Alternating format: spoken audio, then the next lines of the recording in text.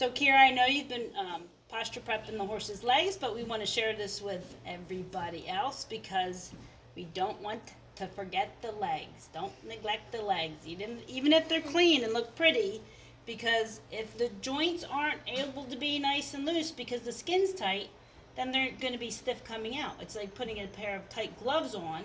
You're not going to want to bend your fingers, and then your fingers are going to open, and then you're not going to hold your reins as well.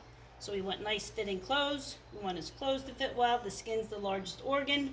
So we can really see, to start with, how nicely this skin's gliding. And I can even go like this, and it's gliding. I pull that up a little bit like he's flexing his knee. So it glides all the way down into the front of his foot. It's very important to always check and make sure that the skin on the hind legs is moving freely. Because sometimes we can do our quickie posture prepping scan because their posture looks good, everything looks good, so we just do our quick scan. But when we do the quick scan, we always want to check the legs.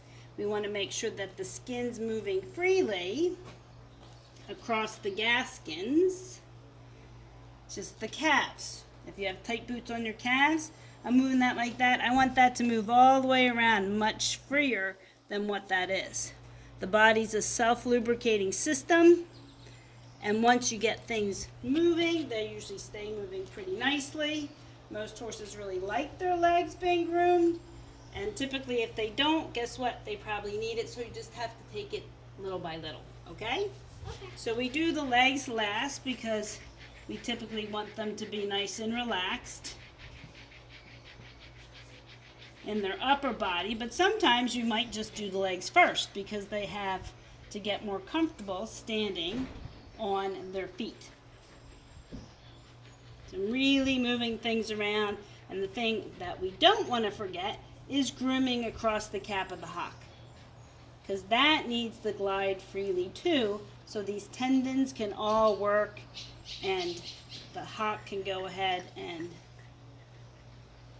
flex and extend to the most active degree of range of motion that it can. So that's okay if he wants to relax his leg. I'm still going to go across this. I like it when they're standing because there's a little bit more tension to it, but it doesn't have to be. He's happy. He's really relaxing his whole hip down because I can feel his hocks dropping. We want to get down into the coronary bands, across the front. Good boy. Actually just heard his hock release some. This is going to help lymphatics.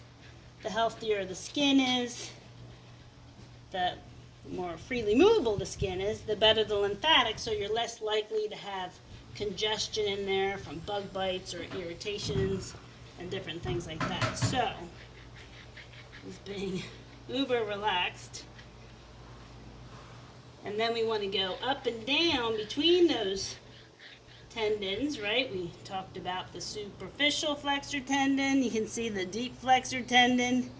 They're nice and relaxed, right? Because he's does not have tension on him. And then the suspensory's in there that you can't actually see. So we're going to have him stand again. He had a big ride today. A little lesson, right? So now when I do that, you can actually see that that skin is moving much, much nicer. I can go like this. It's moving up and down. It's a little sticky there. Now when I'm on the inside of his hock, you see it moving across the cap of his hock. You see this tendon prettier. You can see it moving here. So when I'm doing that, I should be able to see it on the inside moving. So it's a little sticky. See if we'll stand and let me loosen that up a little bit more. So good job, Micah. Good job. Very nice. And that's the suspensory, deep and superficial flexor tendons. Then you want to go up and down all the way into the hock and all the way past that fetlock to help make sure those lines of glide can work well. I go on the inside, come up and through here, and then I'm going to come in here a bit more. We can see how nice his gas skin's starting to look, a little definition in the muscles.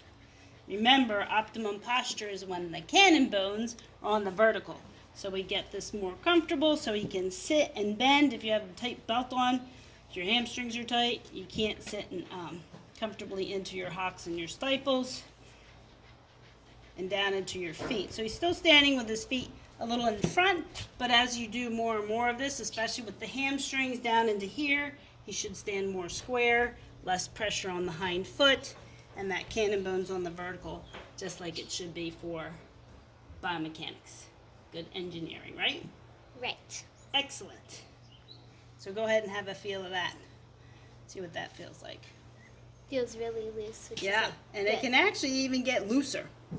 Yeah. Some breeds have looser skin than others, but you want to make sure that gets nice like that, because that'll make your warm up come so much easier. And if he's kind of sticky there as a rider, as you're posture prepping, then that gives you some information about what you need to do with your warm up, so you become a more strategic rider and horse owner. Thank you. You're welcome. Excellent.